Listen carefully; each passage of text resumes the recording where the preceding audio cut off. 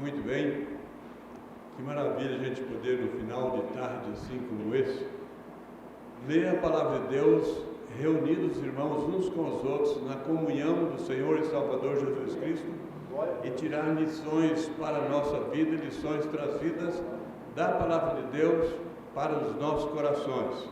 Eu quero compartilhar nesta noite com os irmãos sobre Mateus 24, de 1 a 14. Mateus 24, de 1 a 14, meus amados irmãos, esse texto está dentro do sermão profético. E esse sermão profético tem dois capítulos, são o capítulo 24 e 25. E é interessante que Jesus começou o seu ministério e fez o sermão do monte, em Mateus 5, 6 e 7. E ele ali dava aquelas instruções maravilhosas para o seu povo, para a vivência de cada um, para a boa vivência de cada um. E agora, em Mateus 24 e 25, ele está fazendo um outro sermão, mas apontando para as questões eternas, do final do mundo, para as últimas coisas. E nesse texto que nós vamos ler de 1 a 14 do capítulo 24, nós vamos fazer algumas considerações aí, porque Jesus fala sobre a destruição do maravilhoso, magnífico templo de Jerusalém. Fala sobre os princípios de dores antes da sua volta gloriosa. E fala também da grande tribulação que os crentes passarão antes da volta gloriosa.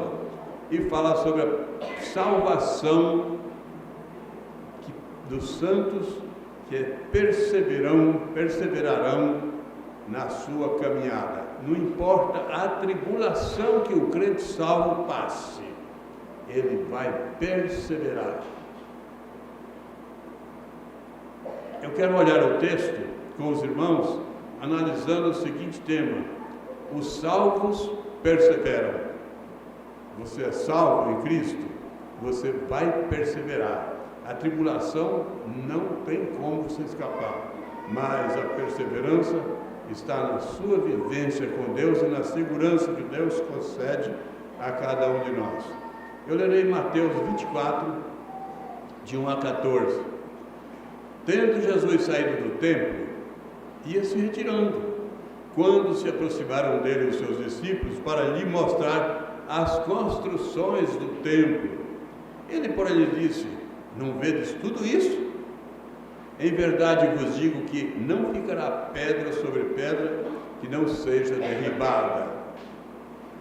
No Monte das Oliveiras achava-se Jesus assentado, quando se aproximaram dele os discípulos, em particular, lhe pediram: dize-nos quando sucederão essas coisas, e que sinal haverá da tua vinda e da consumação do século? E ele lhes respondeu: vede que ninguém vos engane, porque virão muitos em meu nome, dizendo: eu sou o Cristo, e enganarão a muitos. E certamente ouvireis falar de guerra, rumor de guerra. Vede, não vos assusteis, porque é necessário assim acontecer, mas ainda não é o fim.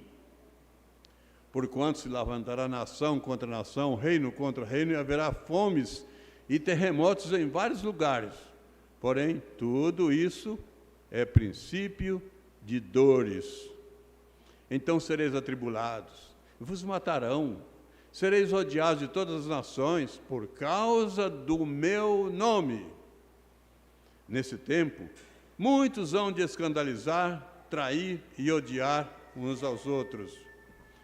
Levantar-se-ão muitos falsos profetas e enganarão a muitos.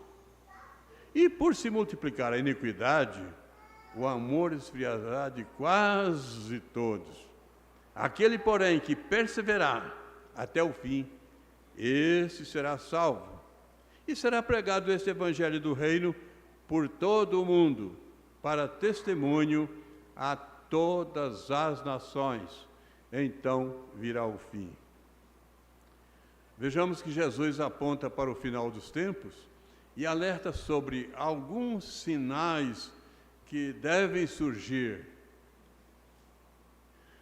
E nesse olhar, nós vamos fazer outra vez agora uma reflexão, versículo por versículo, trazendo assim algumas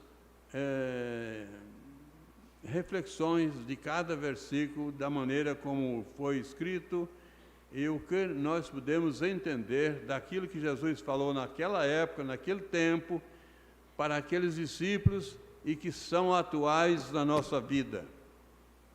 No versículo 1 que nós lemos, tendo Jesus saído do templo, ia se retirando, quando se aproximaram dele os seus discípulos para lhes mostrar as construções do templo. Duas questões marcam esse versículo. Primeiro, eu quero olhar a prática de Jesus na igreja, no templo. O templo para ele era importante. E se você olhar, ele foi ungido no templo. E ele foi ungido em determinada época. Deram para ele ler o livro do profeta Isaías, e ele disse: hoje se cumpriu essa profecia, e ele foi ungido. Mas ungido por quem? Por algum sacerdote? Não, ele foi ungido pelo Espírito Santo, porque os sacerdotes eram pecadores, mas o Espírito Santo é puro, e só ele podia ungir a Jesus. Então esse Jesus ungido para o ministério, ele foi ungido no templo. Então você precisa valorizar também o templo.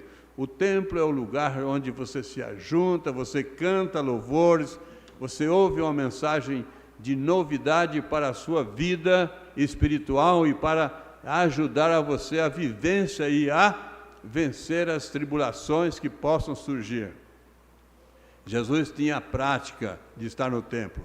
Se Jesus tinha a prática, ele sendo Deus, ele sendo Rei, ele sendo o Salvador, ele tinha a prática de estar no templo, por que nós vamos deixar de valorizar o templo?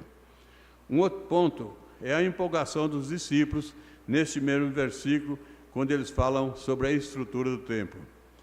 Às vezes o homem valoriza muito as coisas temporais e descuida das coisas eternas. Mas os discípulos, com exceção de Judas, eles eram da Galileia, e era bem distante de Jerusalém, não era perto. Então, provavelmente, eles foram acostumados naquela região de pouca estrutura, um lugar simples, sem a beleza de uma cidade grande, possivelmente frequentando alguma sinagoga, mas não conhecia o magnífico templo. E então, era assim uma distância boa de Jerusalém até a Galileia. Mas nesse dia, eles entram no templo e ficaram encantados com a beleza do templo. Veja que grandes coisas, que coisas maravilosas, magnífico esse templo. Provavelmente acostumado na sinagoga pequena, talvez do tamanho da nossa aqui, mas agora eles estão diante de um grande templo. O templo de Salomão era bonito, mas esse agora foi construído por Herodes. Herodes era aquele cara que gostava das coisas magníficas, grandes e com beleza, embelezamento. Isso deixa os discípulos encantados e eles falam assim: ah, mestre, veja que coisa maravilhosa, magnífica. Vamos para o versículo 2.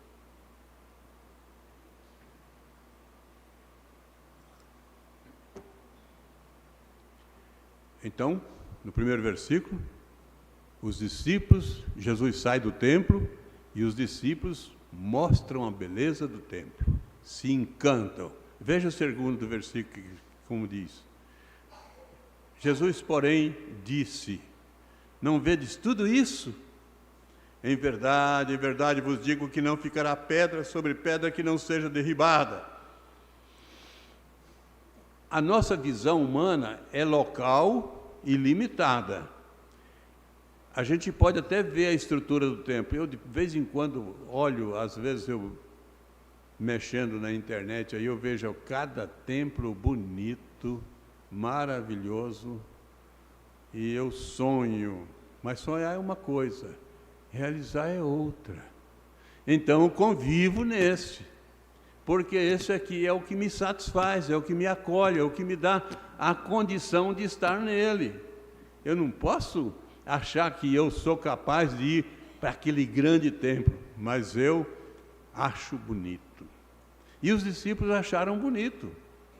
E eles acharam bonito porque a visão dos discípulos é limitada, enxerga aqui perto. Só que a visão de Jesus enxerga lá adiante, não apenas o local.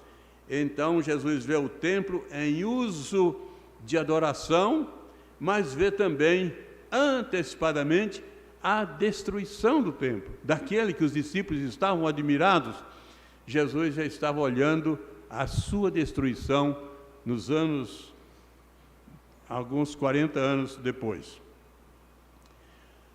Poucos anos após a profecia de Jesus, que falou assim, que não fica pedra sobre pedra que não seja derribada, os historiadores afirmam que no ano 70 depois de Cristo, o templo foi completamente destruído pelo fogo por ocasião da invasão de Jerusalém pelos romanos sob as ordens de Tito. Então, quando você que é adepto ao templo, gosta do templo, se satisfaz no templo, tem alguém que é contra. Alguém é contra, não quer ver a sua felicidade. Então, os romanos destruíram aquele templo, porque aquele templo era a felicidade dos judeus, da adoração. Mas tem gente que não quer ver a felicidade do povo de Deus. Tem gente que não quer ver a sua felicidade. Tem gente que quer ver você destruído. E então os romanos destruíram o templo e se cumpre aqui a profecia de Jesus: não fica pedra sobre pedra que não seja derribada. Vamos para o versículo 3. No Monte das Oliveiras achava Jesus assentado quando se aproximaram dele os discípulos em particular. E lhe pediram: dize-nos quando sucederão estas coisas e que sinal haverá da tua vinda e da consumação dos séculos. Olha aqui, uma questão importante aqui. Os discípulos chegaram em particular e falaram com Jesus. Isso significa que eu também posso chegar diante de Jesus em particular na minha oração, no meu lugar de oração, no meu cantinho de oração. Na minha viagem eu posso chegar em particular diante de Jesus e orar. Jesus está disponível, mas disponível para quem quer estar junto com Ele. Do templo para o Monte das Oliveiras, do local do culto aos ensinos para um lugar de reflexão, Jesus sai do templo e vai para o Monte das Oliveiras. Do lugar onde a instrução estava sob o rigor da lei e das autoridades eclesiásticas da época, para um lugar onde Jesus era a autoridade completa, a autoridade máxima, e aqueles discípulos estão junto com Jesus. Não está todo o templo, não está toda a região de Jerusalém junto com Jesus, mas aqueles que eram verdadeiros servos de Jesus estavam com Ele. Então, ali tem uma questão confidencial, uma questão próxima, uma conversa franca com Jesus.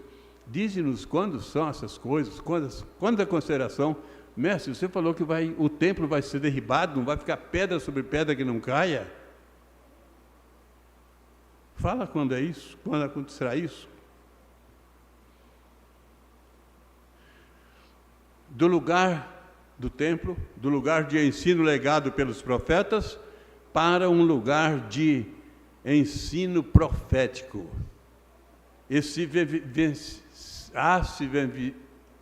A se vivenciar daí para frente. Acertei a palavra. Consegui. Muito bem, Paulo. Muito bem. Consegui refazer a palavra que estava na minha mente. Então, Jesus sai do lugar do ensino legado pelos profetas, da lei, dos rolos que estavam ali na caixa e que eram usados na leitura da palavra do dia.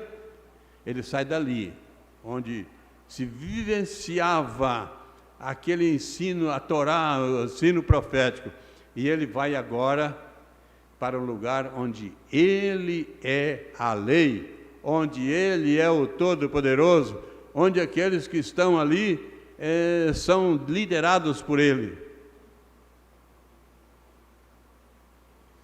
Do lugar dos ensinos gerais para o lugar de ensinos particulares e exortativos. Sai lá do templo, ensino geral, vai lá para o monte, ensino exortativo para quem quer, para quem foi, para quem está junto com Ele. E Deus, Jesus e o Espírito Santo têm ensinos particulares para quando a gente quer vivenciar a graça divina, quando a gente consegue estar junto com Jesus e para vivenciar a graça divina. Aqueles discípulos foram. Quero capturar algumas lições com Jesus no Monte das Oliveiras. Primeiro, Jesus, após o culto do templo, foi procurar um lugar de refrigério para a alma e interação com Deus. O templo está ali. Ele sai, vai lá para o lugar de refrigério para a sua alma e interação com Deus. Só se chegaram a ele os verdadeiros companheiros de ministério, aqueles discípulos que cuidavam, andavam junto com ele, chegaram a ele. Os discípulos tinham interesse em saber mais e fazem duas perguntas. Quando seria a destruição do templo? Aquilo encucou na cabeça dos discípulos. O templo vai ser destruído, essa beleza. A gente lá na Galileia nunca viu uma coisa tão linda como essa. Agora a gente vê uma coisa maravilhosa, magnífica dessa.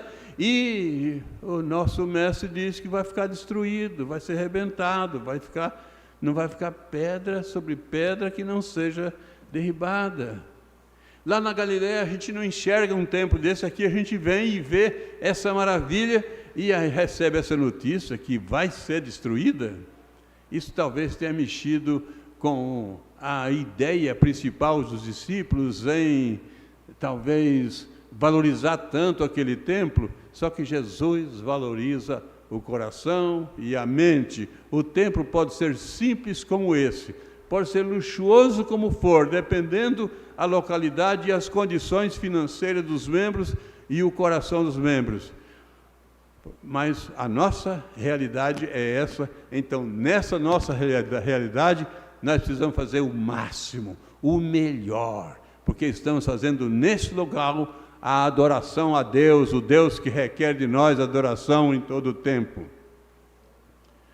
Os discípulos então fizeram duas perguntas: quando vai ser essa destruição do templo? E a segunda pergunta: que sinal haverá da consumação do século? Isso às vezes tem essa pergunta, às vezes encabula a gente. Eu lembro de um jovem se converteu e ficou encabulado com essa pergunta. E ele foi, eu tinha naquela época o mercado, e ele falou: me fala aí sobre esse final do mundo, eu quero saber, eu estou encabulado com isso. Eu falei: olha, aqui no mercado chega uma pessoa, conversa comigo, chega outra, conversa. Hoje é dia de culto lá na igreja, você não quer ir no culto? E no final do culto a gente tira um tempo para conversar pacificamente com o tempo sobre essa sua questão, sobre essa sua pergunta. Ele falou: vou. E fomos para o culto, era um culto de quarta-feira. O pastor naquele dia encerrou o culto e falou assim: uma questão. Tem muita gente que se preocupa com o final dos tempos, o último dia. Então, eu quero dar uma dica. E ele falou ali mais ou menos uns 5 minutos, uma palavra clara, e eu não tinha falado que esse meu jovem que estava lá, ele tinha essa preocupação. Essa palavra foi do Espírito Santo que deu ali. Chegamos lá fora, eu falei: fulano, vamos fazer aquela conversa que você falou sobre o fim do mundo, que você tinha uma preocupação. Não, acabou. Essa palavra final do pastor ali, quando ele falou assim: uma questão, era aquilo que eu queria saber. Gente, Deus faz coisas diferentes, para que a gente perceba que Ele está atento às nossas angústias, aos nossos entendimentos, aos nossos desejos, e Ele faz com que haja esclarecimento, que é uma questão do Espírito Santo trabalhando, movendo, e para isso. Então vamos para o verso 4 e vejamos que Jesus orienta serem cautelosos com as questões de fé e doutrina. Jesus não respondeu de imediato às perguntas dos discípulos. Eles fizeram duas perguntas: quando será o fim dos tempos e que dia vai ser derrubado o templo? E então Jesus não responde. Jesus coloca doutrina na cabeça daquelas pessoas, daqueles jovens, daqueles discípulos, porque nós precisamos de conhecimento criterioso na palavra. No verso 4, ele lhes respondeu: vede que ninguém vos engane. Os discípulos estão preocupados com uma coisa e Jesus coloca na cabeça dele outra coisa: veja que ninguém vos engane.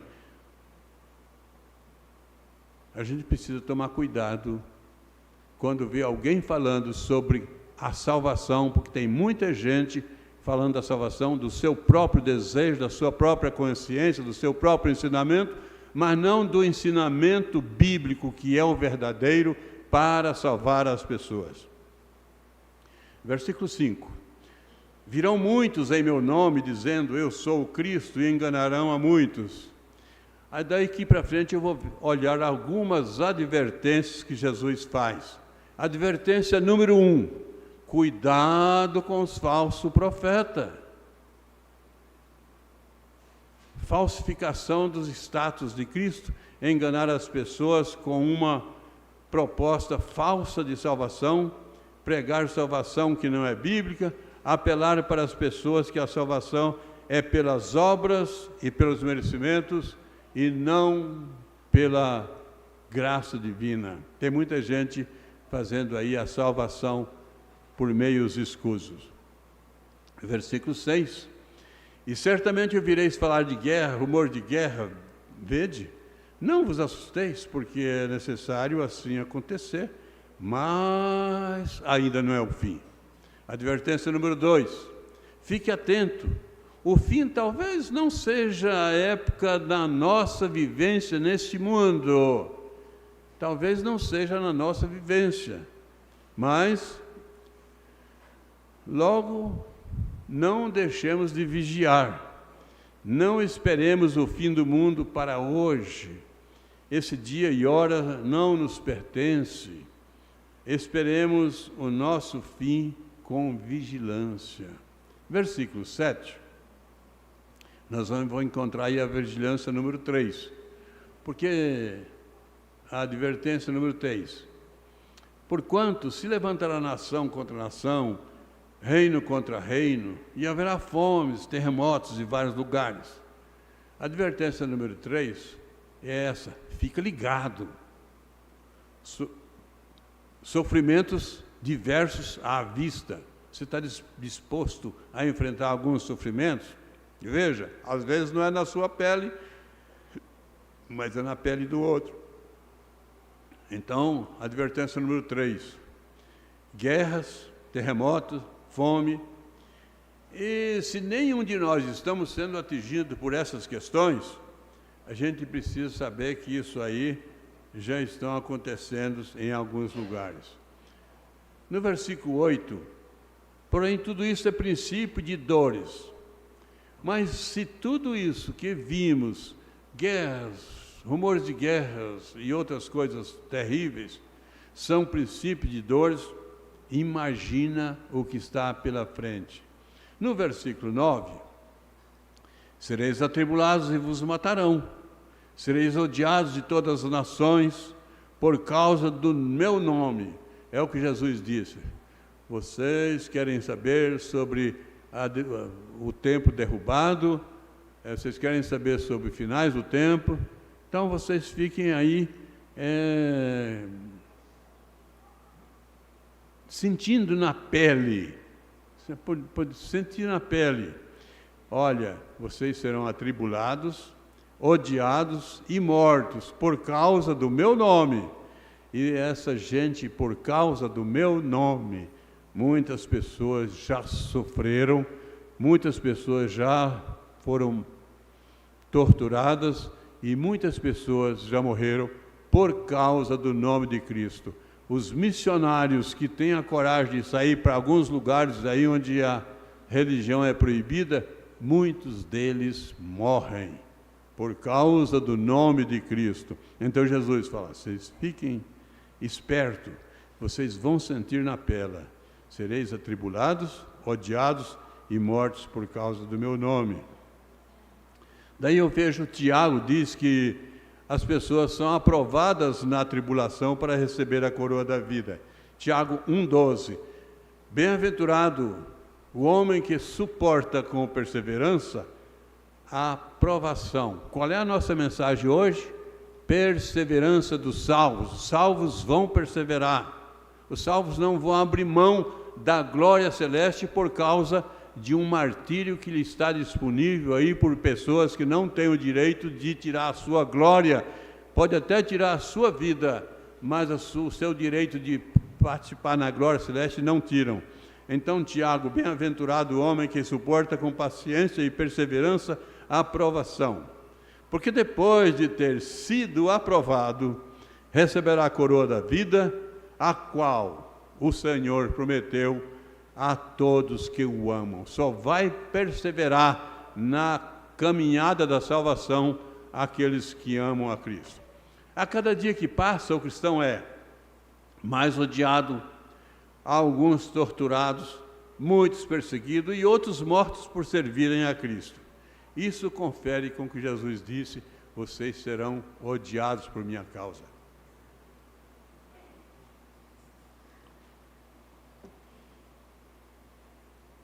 No versículo 10, nesse tempo muitos hão de se escandalizar, trair e odiar uns aos outros. Olha, se você vê um tempo que tem gente odiando crente, é agora. Você vê gente que tem gente escandalizando, é agora. Você vê tempo que tem crente traindo uns aos outros, é agora. Então essa é a advertência número 5. Cuidado com as atitudes e ressentimentos. Se escandalizar, não suporto aquele irmão, fez isso, não suporto, estou escandalizado.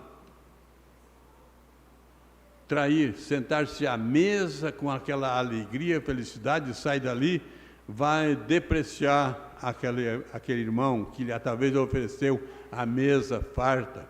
Odiar.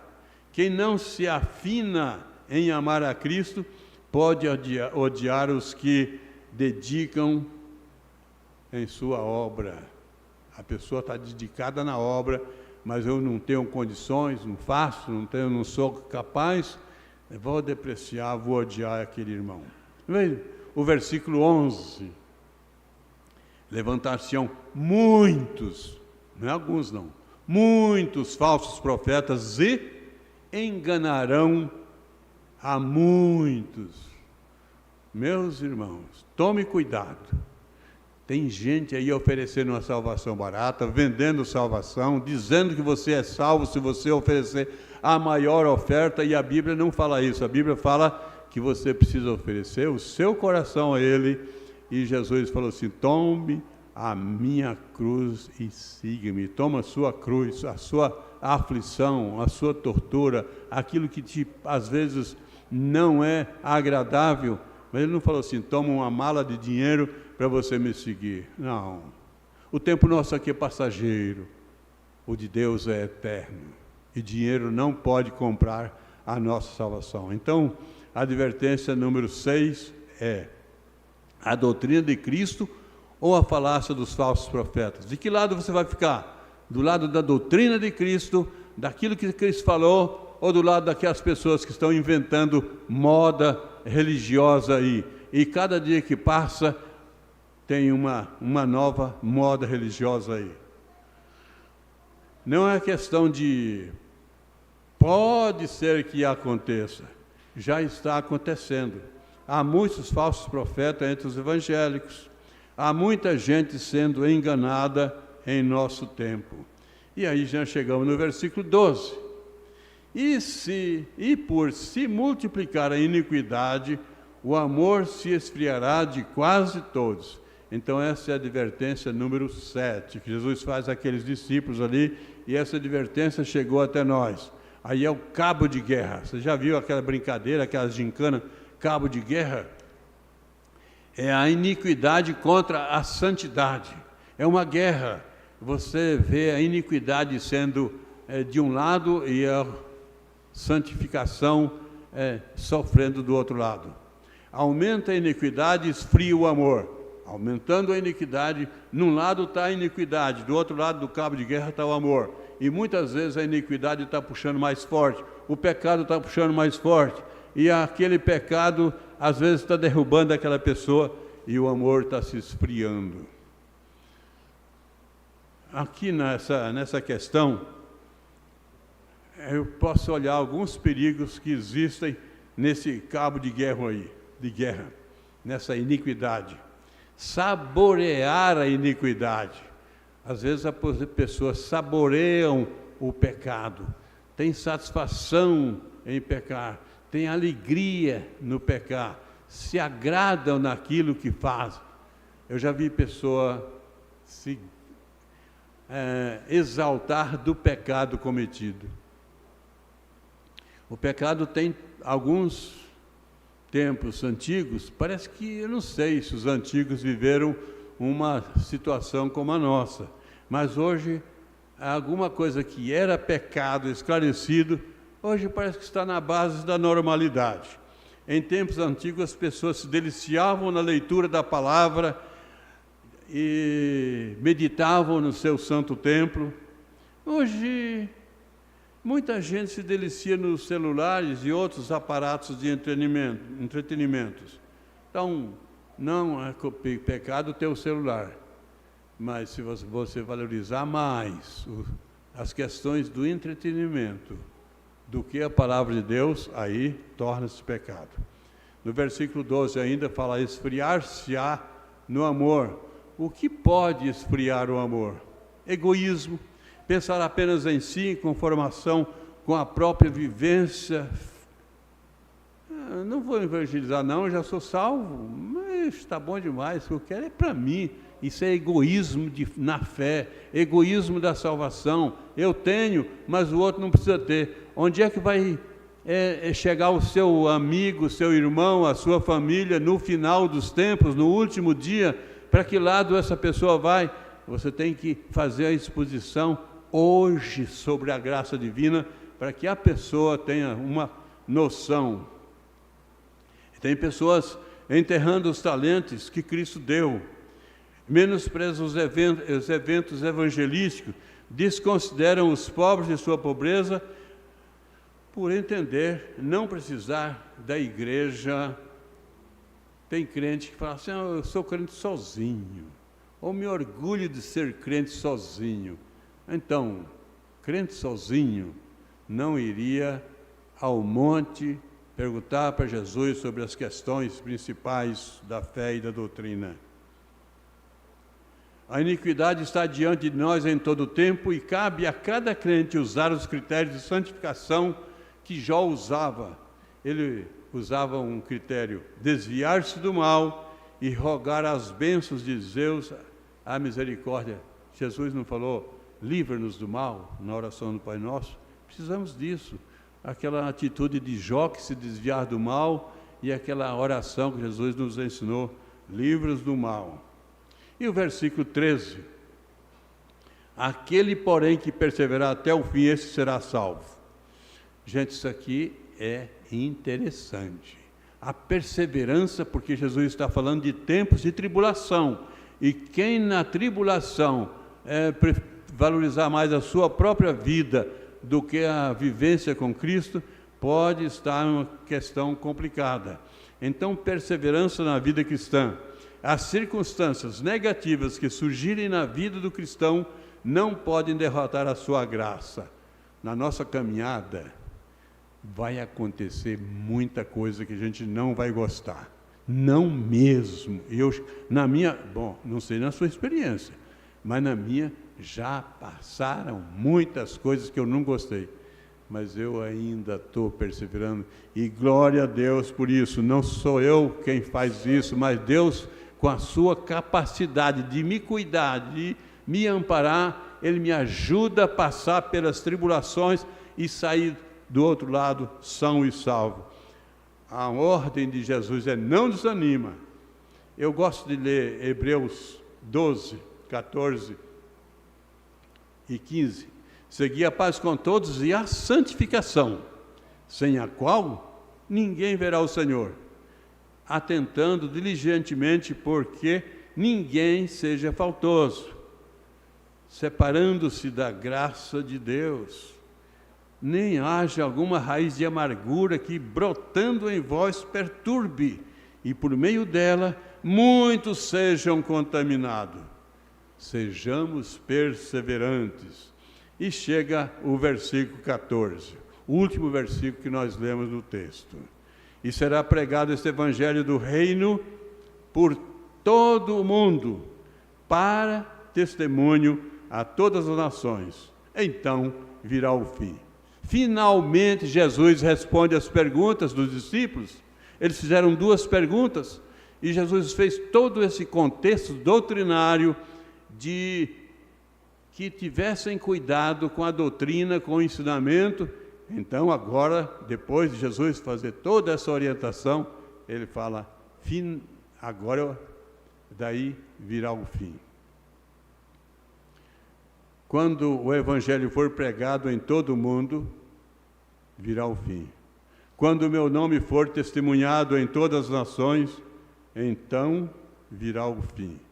Então, quais sinais nós podemos perceber ou termos percebido do final do tempo, do último dia, aquele dia que tem muita gente que não aguarda, tem muito medo, mas vai ser maravilhoso, fica tranquilo, vai ser muito maravilhoso. Então, quais sinais que a gente pode observar?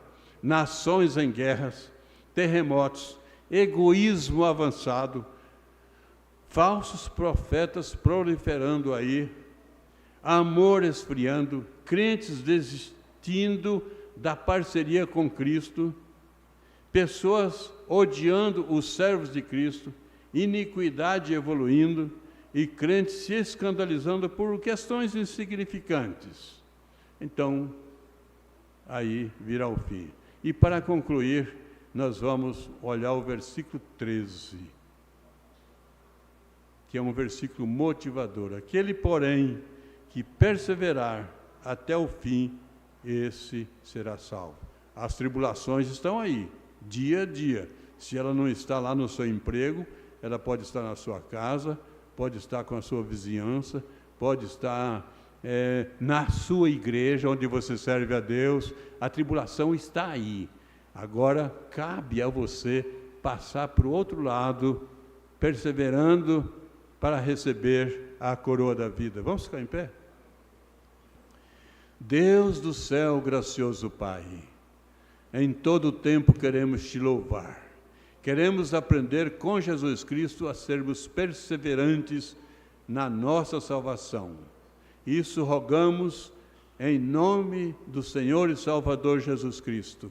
E que o amor de Deus, o Pai, a comunhão e a consolação do Espírito Santo e aquela graça maravilhosa do Senhor e Salvador Jesus Cristo estejam convosco, com todo o povo, hoje e para sempre. Amém. Deus abençoe a todos.